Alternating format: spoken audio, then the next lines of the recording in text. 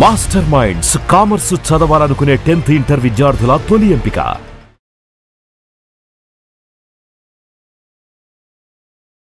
నమస్కారం, welcome to Suman TV. నేను గీతాంజలి. ఇవాళ మనతో పాటు ఉన్న అతిథి శ్రీ విద్యాపీఠం వ్యవస్థాపకులు, గత 45 సంవత్సరాలుగా శ్రీ విద్య ఉపాసనతోటి ఎంతో మందికి మంత్రోపదేశాన్ని చేసిన శ్రీ గురు కరుణామయ్య గారు ఉన్నారు. వారితో మాట్లాడి కొన్ని అమూల్యమైన విషయాలు తెలుసుకుందాం. గురువు గారితో మాట్లాడదాం. గురుగారు నమస్కారం అండి. ఎలా ఉన్నారండి? చాలా నిజంగా అమ్మకే కృతజ్ఞతలు చెప్పుకోవాలి. మళ్ళీ మీ విలువైన సమయం మాకు కేటాయించినందుకు, ఈ అవకాశం దొరికినందుకు. ఎన్నో సందేహాలు చాలా అంటే అవన్నీ నివృత్తి చేస్తూ వచ్చారు. అవి చిన్న చిన్నవే అయినా చాలా పెద్దవి జీవితంలో. అలా చాలా వరకు ప్రేక్షకులు కూడా వాటిని విని ఆచరిస్తున్నారు, ఆ పూజలు అవి చేసుకుంటూ ఉన్నారు. అందులో భాగంగా మరికొన్ని ప్రశ్నలు మా ముందు ఉంచారు, అవి నేను మీ ముందు ఉంచుతున్నాను. ఇందులో భాగంగా వారాహి అమ్మవారు నవరాత్రులు ప్రారంభమవుతున్నాయి. ఎక్కడ చూసినా ఈ అమ్మవారి గురించే.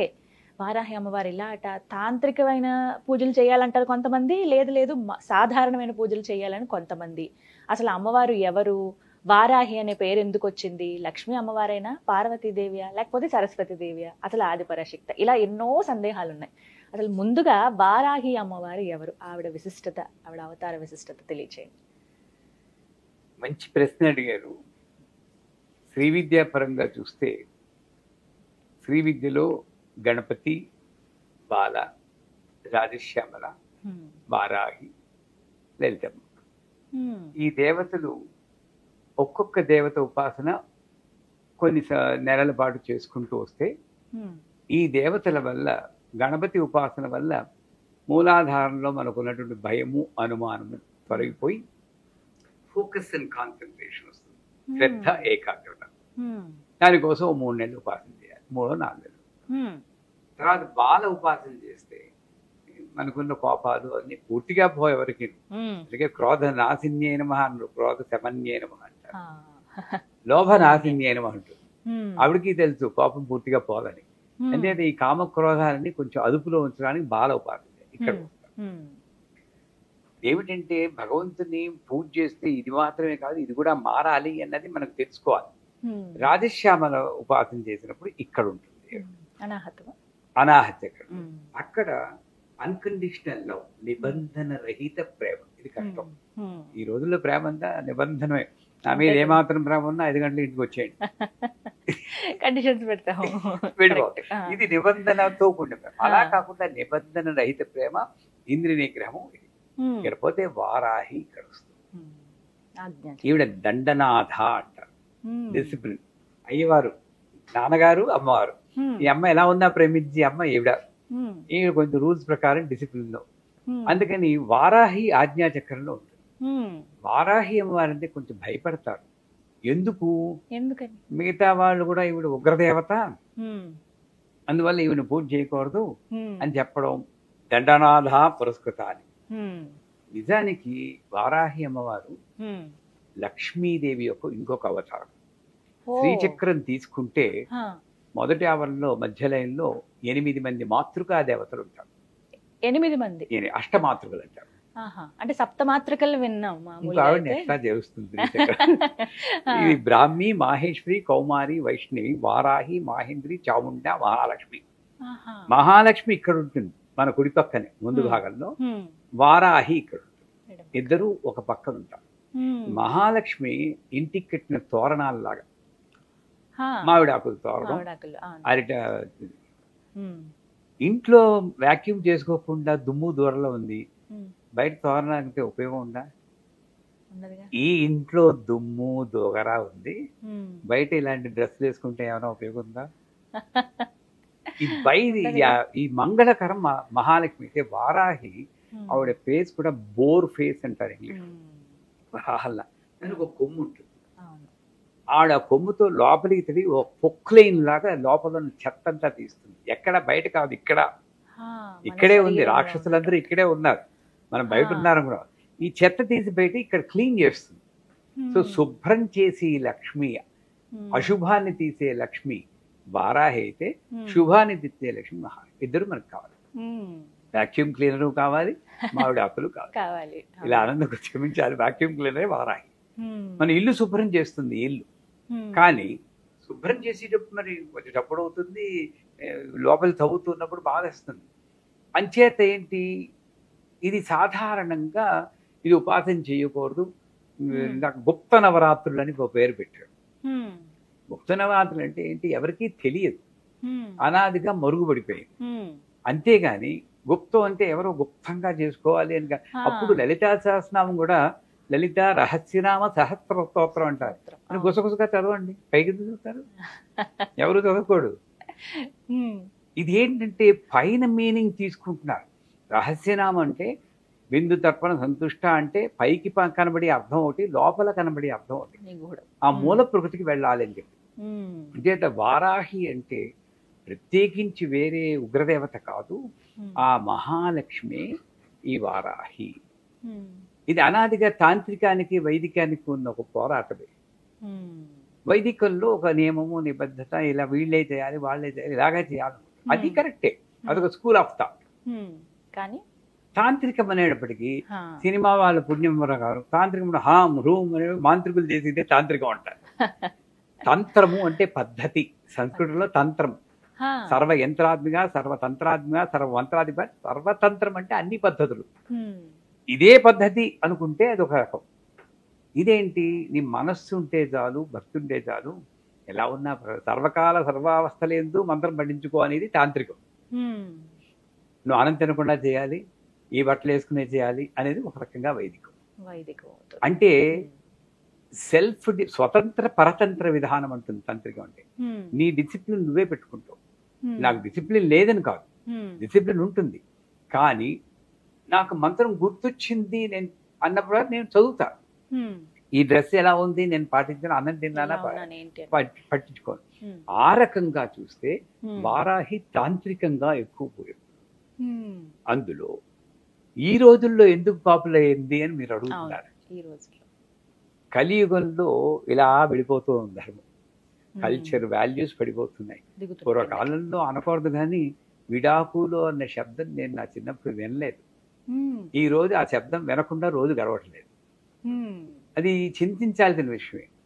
ఈ వారాహి దేవత ఈ రోజుల్లో కావలసిన దేవత వారాహి. ఎందుకంటే ఆవిడ 3 సందర్భాల్లో మనకి బాగా అవసరం. ఒకటి మ్యారిటల్ బ్లిస్, దాంపత్య సంబంధాలు తగ్గిపోతున్నప్పుడు వారాహి దేవత ఉపాసన ఎంతైనా మంచిది. వారాహి దేవత ఉపాసన అంటే పెద్ద మంత్రం చెప్పుకున్నా, మంత్రం విన్నా సరే ఆవిడ రక్షిస్తుంది. ఎలా రక్షిస్తుంది? భర్తను వారిని మార్చేసి కాదు, వాడు అలాగే ఉంటాడు, ఈవిడ అలాగే ఉంటుంది, నేను అడ్జస్ట్ అవుతాను. ఈ పరిస్థితులకి అడ్జస్ట్ అయ్యి శక్తిని ఇచ్చేది వారాహి. So marital bliss. రెండోది క్రానిక్ ఇల్నెస్ అంటారు, దీర్ఘకాలిక రోగాలు, అని తెలియకుండా రోగాలు ఎలా పీడిస్తుంటే దానికి కూడా వారాహి. అందుకే సర్వదుష్ట ప్రదుష్టానం అనేది సర్వరోగ ప్రరోగాణం అని మార్చి చదివితే బ్రహ్మాండమైన రోగాలు తగ్గుతాయి. అది. మూడోది కోర్టు కేసులు, లీగల్ ఇంప్లికేషన్స్ లో ధర్మం మన పక్క ఉంటే, అక్కడ కండిషన్ ఉంది, అధర్మంగా ఉంటే నేను జయించింది, ధర్మం మన పక్క ఉంటే వారాహిదేవి రక్షిస్తుంది. ఇంత ప్రయోజనం ఉంది కాబట్టే, కలియుగంలో ఇంత అవసరం ఉంది కాబట్టే వారాహిదేవి ఇప్పుడు పైకి వచ్చింది. వీళ్ళు పాపులరైజ్ చేయలేదు, ఆవిడ అనుకుని ఈ కాలంలో నేను అనుగ్రహిద్దాన్ని ఆవిడే పైకి వచ్చింది. ఇంతకుముందు వైభవ లక్ష్మి అని చెప్పేసి కొన్నాళ్ళ పాటు అవన్నీ చేశారు. ఇప్పుడు మళ్ళీ కొంచెం ఇప్పుడు వారాహి అంటే ఏ సమయానికి ఎవరికి అవసరం ఉందో ఆ రూపంలో అనుగ్రహించి ఆ తెల్లే ఇన్ని రూపాలు. అలా వారాహి ఆవిడే అనుకుంది రావాలి పూజ చేయించుకోవాలని. అయితే పూజ నియమాలు చాలా మంది తెలుసుకోవాలనుకుంటున్నారు. ఇప్పుడు నవరాత్రులు రాబోతున్నాయి, జూలై 6వ తారీఖు నుంచి ప్రారంభం అండి. అసలు ఏ విధంగా చేయాలి అమ్మవారిని? ఎవరు కొలవచ్చు, ఎవరు దూరంగా ఉండాలి? ఇది కూడా ఒక ప్రశ్న. ఇంట్లో పూజ చేసుకోవద్దని కొంతమంది, కేవలం ఆలయాలు ఉన్నప్పుడు, పీఠాలు ఏమైనా ఉన్నప్పుడు అక్కడికి వెళ్ళి చేసుకోండి అని. ఇంటి దగ్గర అయితే మళ్ళీ ఆ దుష్ప్రభావాలు కూడా ఉంటాయి, మీరు సరిగ్గా చేయకపోతే అవి కూడా ఎదుర్కోవాల్సి ఉంటుందని ఇలా కొన్ని సందేహాలు అడిగారు. వాటి గురించి వివరణ.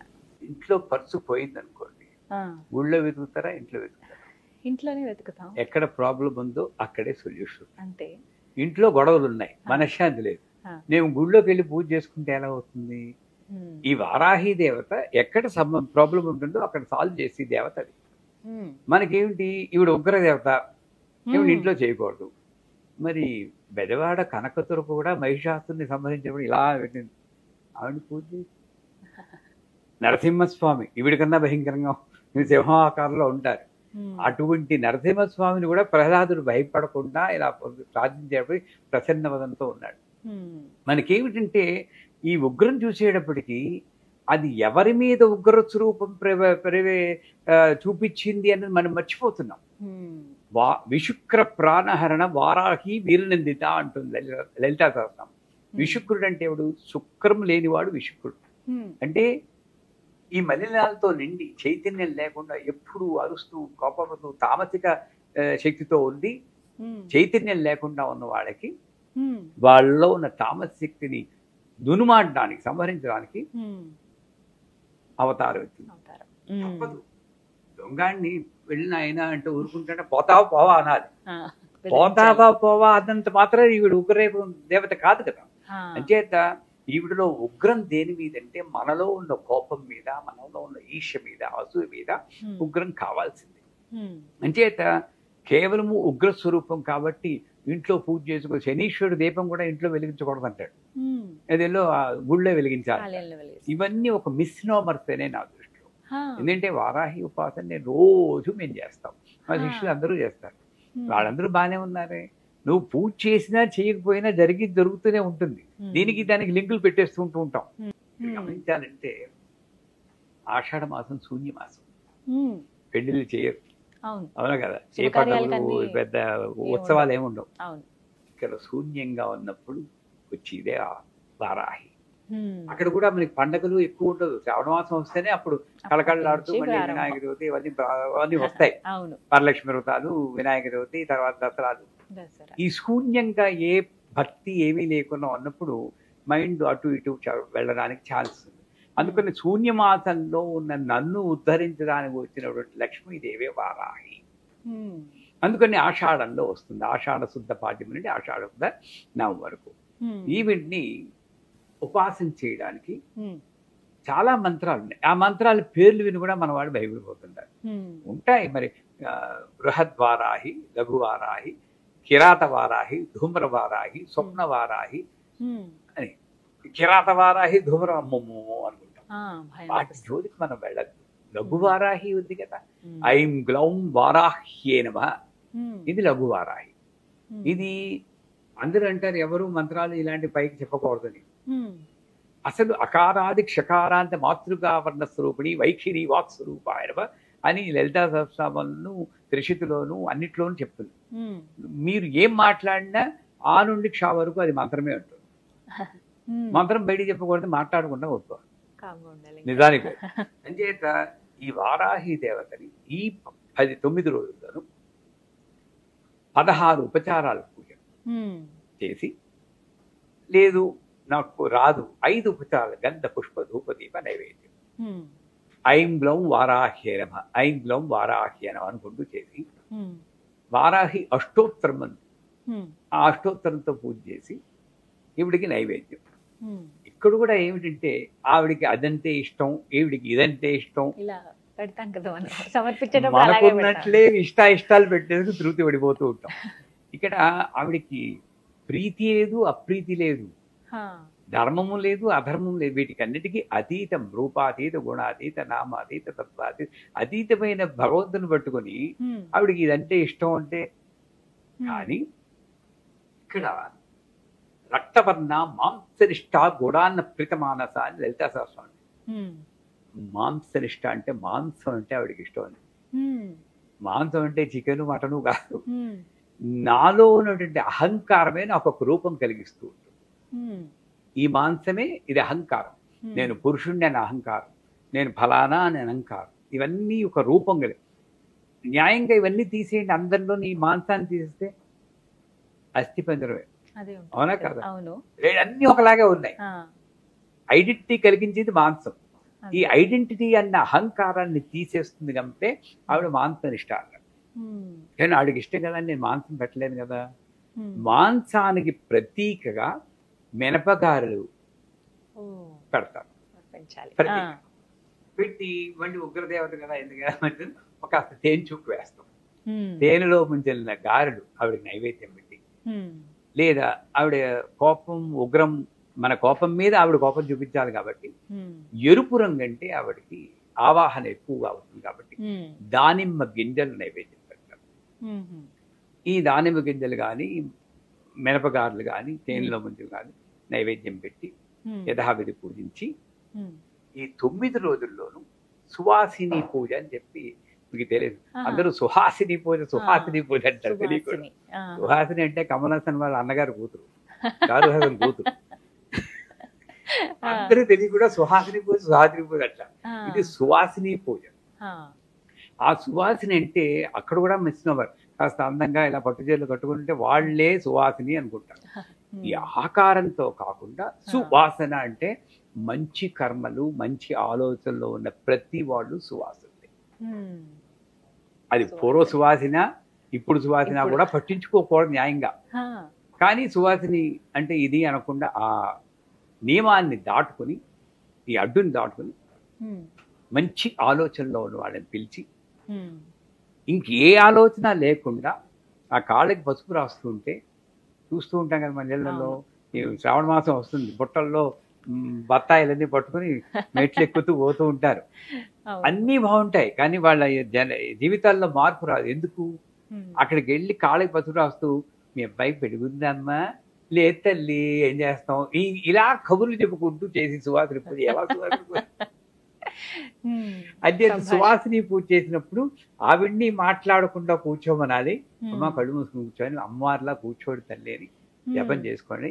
నేను కూడా ఇంకొక ఇతరమైన విషయాలు మాట్లాడకుండా ఆ పాదాలకి పసుపు రాసి చక్కగా బొట్టు పెట్టి ఆవిడ పీకేయకుండా ఎలా పీకేయకుండా ఆ పువ్వులేవో ఒళ్ళో పెట్టి ఆ సువాసినికి యథాశక్తి మన శక్తి కొలిది పూజ చేసి చీరవ జాకెట్ ఏదో ఇచ్చి చేయడం. చేశాక మూడో నియమం ఏంటంటే వారాహి తర్పణాలు అన్నాయి. ఇక్కడ తర్పణం అనగానే పోయిన వాళ్ళే మనకు గుర్తు, అవునా కదా? తర్పణం అంటే వాడికి. కానీ తర్పణం అంటే దేవతర్పణం, ఋషి తర్పణం, పితృతర్పణం అని 3 తర్పణాలు. తర్పణం అనేది ఇది తర్పణం అంటే, తర్పణం అంటే నా ఆనందాన్ని కృతజ్ఞతని తెలుపుకోవడానికి చేసే ప్రక్రియని తర్పణం అంటారు. పితృతర్పణాలు కూడా తాతగారు చాలా థ్యాంక్స్ అండి, మా నాన్నగారు అమ్మగారిని ఇచ్చారు, మంచి జీవితాన్ని ఇచ్చారు, థ్యాంక్ యూ వెరీ మచ్, పితృతర్పణం. దేవుడా థ్యాంక్స్, దేవతర్పణం. గురువా థ్యాంక్స్, ఈ కృతజ్ఞతాపూర్వకంగా ఇది తర్పణం. అంచేత వారాహి దేవత కూడా శూన్యమాసంలో వచ్చేవాడికి అమ్మా నా జీవితాన్ని రక్షిస్తూ ఉండు తల్లి, థ్యాంక్ యూ వెరీ మచ్ అనుకుంటూ పంచామృతాలు. పంచామృతాలు అంటే ఏమిటి మీకు తెలుసు, పాలు, పెరుగు, నెయ్యి, తేనె, పంచదార అవన్నీ కలిపి, అది కూడా మన వాళ్ళు ఏం చేస్తారు, అన్ని ఇంత చేసి చెక్కగా జిగటగా చేసి ఎక్కి అవి మేమీ పోస్తే ఎలా ఉంటుంది మీకు అసలు, అయితే నెయ్యి తేనె ఒకటి ఇంత కలిపి పెరుగుని చేత అక్కడ కూడా పాలు ఎక్కువ పోసి ఈ పెరుగు నెయ్యి ఇలాంటి కొంచెం తక్కువ దాంతో ఇలా పెట్టి తర్పణం. ఐంగ్లం వారాహీనమ తర్పయానం, ఐంగ్లం వారాహీనమ తర్పయానం. దీనికి దీక్ష అక్కర్లేదు, భయపడక్కర్లేదు. ఆవిడ మరీ కోపగించి నరికేస్తుంది రకమన్, అంతకన్నా గొప్ప అదృష్టం ఏముందమ్మా ఆవిడ చేతితో తేవడం కదా. ఈ రకమైన ధైర్యం ఉంటేనే నీకు ధీరాధీర సమర్జిత అంటుంది అమ్మవారు. ఈ ధైర్యం ఉంటేనే దొరుకుతుంది. హిందీలో కూడా దిల్వాలే దుల్హనియా లే జాయేంగే, నువ్వు దిల్వాలేవా లేక అధీరుడు వాళ్ళది దుల్హన్ నీకు దొరకాలా లేదా అని నిర్ణయిస్తుంది. ధైర్యంగా నువ్వు పూజ చేయి. ఐంగ్లం వారాహినం తప్పేయాలి చేసి చివరగా కండిషన్ ఏంటంటే, ఉత్తప్పుడు ఎలాగా అందరి మీద అరుస్తూనే ఉంటాం, ఆ 9 రోజులైనా కాస్త నోరు అదుపులో పెట్టుకుని ఎవరి మీద అరవకుండా శాంతి. ఇది చాలా కష్టం, బూర్లు పులిహార్లు ఎన్నైనా చెప్పి ఇలా పూజ చేస్తున్నప్పుడు కూడా ఏదో ఒకటి ఉంటుంది. కనీసం 9 రోజులు పూజ మన నోరు అదుపులో ఉంటుంది, ఎవరిని అరవకుండా ఇలాగ మీలాగా మంగళకరంగా అలంకరించుకుని మంగళకరమైన ఆలోచనలతో మంగళకరమైన వాక్కుతో మంగళకరంగా నవరాత్రులు గడిపితే తప్పకుండా ఆ మహాలక్ష్మి వారాహి రూపంలో మన సంసారాల్ని రక్షిస్తుంది, అందులో సందేహం లేదు. చక్కగా వివరించారు. అయితే ఇంకా కొన్ని సందేహాలు ఉన్నాయి. ఇందులో ఏమిటంటే, ఏ సమయంలో అమ్మవారికి పూజ చేయాలి? అమ్మవారు గుప్త దేవత కదా, సాయంత్రం వేళ అంటే చీకటి పడినప్పుడు వారాహి అమ్మవారికి పూజిస్తే చాలా మంచిది అంటూ ఉంటారు. ఎంతవరకు నిజమండి? కరెక్ట్. ఆ రకంగా వారాహి దేవతల చండి, కాళి ఇవన్నీ కూడా సాయం సమయంలో చేస్తే, ఇందాక చెప్పిన శూన్యమాసం ఎప్పుడు నీకు లైట్ కావాలి? చీకటిగా ఉన్నప్పుడు. పొగలు బ్యాటరీ లైట్ వేసుకుంటే పిచ్చాడంటారు. అంచేత రాత్రి చీకటి అంటే నాకు సరైన ఆలోచన తట్టనప్పుడే నాకు అమ్మవారి యొక్క సాయం కావాలి.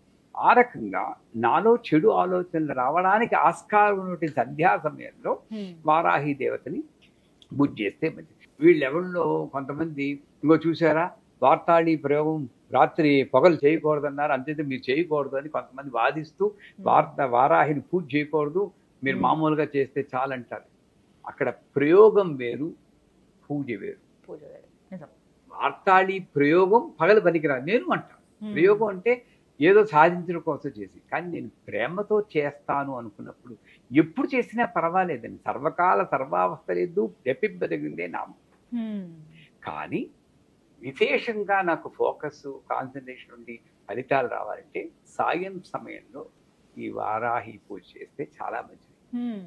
అలాగని రాత్రి అందరూ పడుకున్నప్పుడు రామ్ హ్రీం హ్రూమ్ అని కేకలు పెట్టారంటే అది మంచిది కాదు. మరి అర్ధరాత్రి కాదు, ఏదో సాయం సమయంలో సూర్యాస్తమైన సమయంలో వారాహి దేవతని పూజ చేస్తే చాలా మంచిది. అలాగే ఫోటో అమ్మవారి పటం పెట్టుకుని పూజ చేయాలంటారు. సాధారణంగా ఏంటంటేనండి, ఏదైతే ఉంటుందో దేవుడి గది, అక్కడ అమ్మవారి ఫోటో ఉంటుంది, అక్కడ డైరెక్ట్ గా దీపం పెట్టేసి అందరు దేవుళ్ళతో పాటు చేయాలా, సెపరేట్ గా పీఠం పెట్టుకుని అలా అమ్మవారిని పూజిస్తే మంచిదా?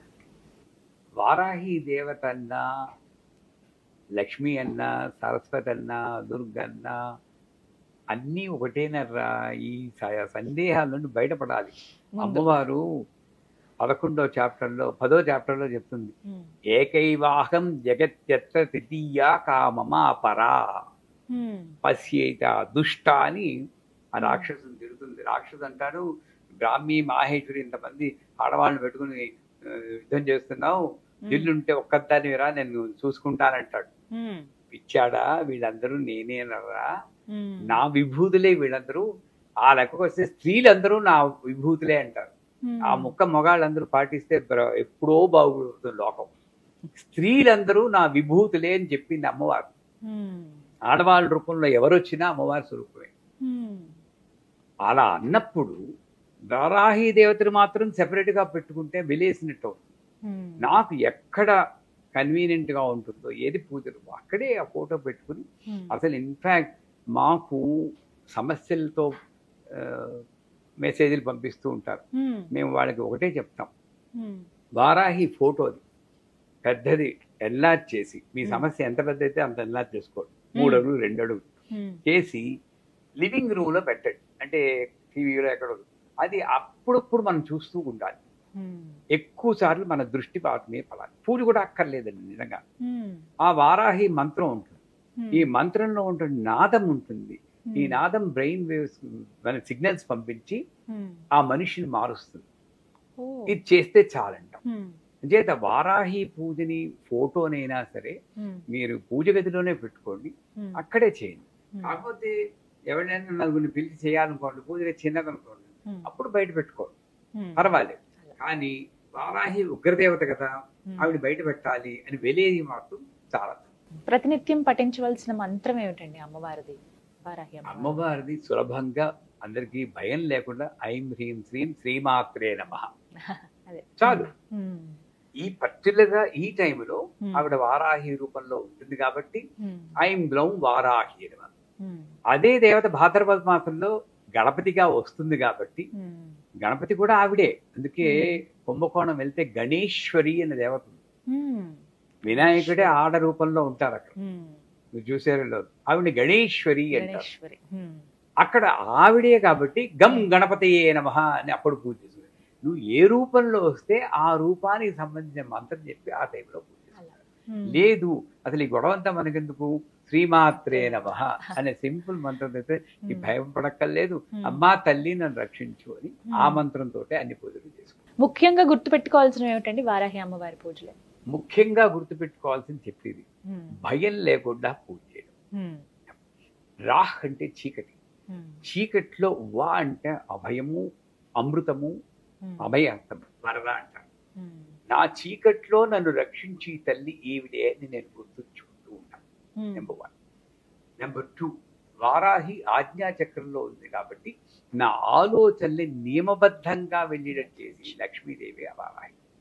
ఈ వారాహిదేవి ఇప్పుడు శ్యామాదేవి ఉపాసన చేస్తున్నప్పుడు కొన్ని నియమాలు పెట్టారు. ఆ నియమాలు అంటే ఏమిటి? మనల్ని మార్చడం కోసమే. కృష్ణుడు నలుపు, శ్యామ నలుపు అని చెప్పి నల్ల పిల్లాని గేలి చేయకూడదు అంటారు. ఉత్తప్పుడు వీడు నల్ల పిల్లాని గేలి చేయకరా అంటే వీడు విండు. నువ్వు శ్యామ ఉపాసన చేస్తున్నావు వాడినైనా నల్ల పిల్ల అనుకురా అంటే అమ్మో శ్యామ ఉపాసన కాబట్టి ఎలాగో ఒకలా వాడిని మార్చడం కొద్దిగా. అసలు ఎప్పుడు కూడా ఎవరిని గేలి చేయకూడదు. అలాగా శ్యామ అన్నప్పుడు ఇలా గేలి చేయకూడదు. అలాగే వారాహి ఉన్నప్పుడు సాధ్యమైనంత వరకు మన కోపాన్ని వారాహి దేవతతో అదుపులో ఉంచుకోవాలి. అయితే వారాహి ఉపాసన చేస్తూ నేను అందరి మీద కోపాన్ని ప్రదర్శిస్తాను అంటే అది అంత మంచిది కాదు. కోపాన్ని అదుపులో ఉంచుకోవాలి. ఆ అదుపులో ఉంచుకోవడానికి ఈ మంత్రం పనిచేస్తుంది. ఏ మంత్రం? ఐం గ్లౌం వారాహ్యే నమః. గ్లౌం అనేది గకార లకారం, అంటే గ అంటే గణపతి, ల అంటే లక్ష్మీదేవి యొక్క సౌభాగ్యం. అంటే స్థిరమైనటువంటి సౌభాగ్యం ఏమిటి? మీకు నాకును సంతోషంగా స్థిరమైన సౌభాగ్యం. గ్లౌం అనగానే శాంతం వస్తుంది. ఐం అంటే జ్ఞానం, జ్ఞానంతో కూడిన శాంతమే వారాహి. ఆ వారాహి దేవత ఉపాసన ఇది గుర్తుంచుకుంటూ మనం చేస్తే పూజ చేసేంత ఫలితం ఉంటుందా? ఇలా మంత్రం ఒక్కటే ఉచ్చరిస్తే ఎన్నిసార్లు స్మరించుకోవాలి? అలా అసలు లెక్క లేదమ్మా మంత్రానికి. ఇప్పుడు ఇలా ఆఫీస్ లో ఉన్నప్పుడు, ఖాళీగా కూర్చున్నప్పుడు, ఎప్పుడైనా ఏమండి, ఒకటి ప్రాణ ప్రయాణ సమయే నారాయణ శబ్ద మాత్రేణ పునర్జన్మ నశ్యతి అంటే ఏమిటి? ప్రాణం వెళ్ళిపోయాడు నారాయణ అంటే చాలు, ఇంకో జన్మ లేదంటుంది. మనం ఏదో నమ్మకంతో బతుకుతున్నాం అంతగలే. మనం పుట్టగానే ఈయనే మీ నాన్నగారు అని చెప్తుంది అమ్మ. నాన్నగారిని నేను చూడలేదు, అమ్మే నాకు తెలుసు. మళ్ళీ డిఎన్ఏ శాంపుల్ నాన్నగారిని ఎలా ప్రూఫ్ ఏమిటి నేను అడగలేదే, నమ్మేను కదా. నమ్మకంతో నేను జీవితాన్ని స్టార్ట్ చేశాను. నమ్మకంతో వెళ్ళినప్పుడు సర్వకాల సర్వావస్థలందు జపింపదగిందే. ఎందుకంటే ఎప్పుడు పోతుందో ఈ జీవితం తెలియదు ఎవరికి. చాలా మంది, ఒక ఆయన ఎవరు బాత్రూంలోనే వెళ్ళిపోయిన సినిమా యాక్టర్ కూడా మనం విన్నాం. అది విన్నప్పుడైనా సరే ఎందుకు అలాంటి న్యూస్లు వస్తుంటాయంటే అప్పటికైనా గుర్తు తెచ్చుకోవాలా, ఎప్పుడు పోతావో నీకు తెలీదు. అందుకే స్నానం చేస్తూ కూడా ఓం నమో భగవతే వాసుదేవాయ అనుకుంటూ స్నానం చేయమంటాం మేము. ఏమో ఇలా పెట్టు ఆగిపోతే లాస్ట్ మంత్రం వాసుదేవ మంత్రం. అంటే ఇన్నిసార్లు పెట్టుకోకుండా, అది యాంటీబయాటిక్ అనుకుంటే ఇన్ని డోసులు ఇన్ని రోజులు, ఇది యాంటీబయాటిక్ కాదు. సర్వకాల ఎప్పటికీ కావాల్సిన మంది. అదేత నియమం అంటూ పెట్టుకొని ఇన్నిసార్లు అన్నిసార్లు కౌంట్ మీద కాకుండా, నాకు మీటింగ్కి మీకు షూటింగ్కి మధ్యలో గ్యాప్ దొరికితే మంత్రం చెప్పుకోండి, బ్రహ్మాండంగా ఉంటుంది. నన్ను నేనే మెసప్ చేసుకుంటున్నాను. ఈ టైంలోనే నేను మంత్రం చెప్పాలి, ఈ టైంలోనే పూజ చేయాలి అని. ఎప్పుడైనా సరే సౌందర్య లహరి చదివితే మనకు అర్థమవుతుంది. ఎప్పుడైనా సరే నాకు ఇంత గ్యాప్ దొరికితే ఆ మంత్రం చెప్పాలి, తప్పే. ఇలా తల్లిని ప్రసన్నం చేసుకోవచ్చు. చాలా చక్కగా వివరించారు గురుగారు. నమస్కారం అండి. సుమన్ టీవీలో మీ పర్సనల్ అండ్ బిజినెస్ ప్రమోషన్స్ కోసం కింది నెంబర్కి కాంటాక్ట్ చేయండి.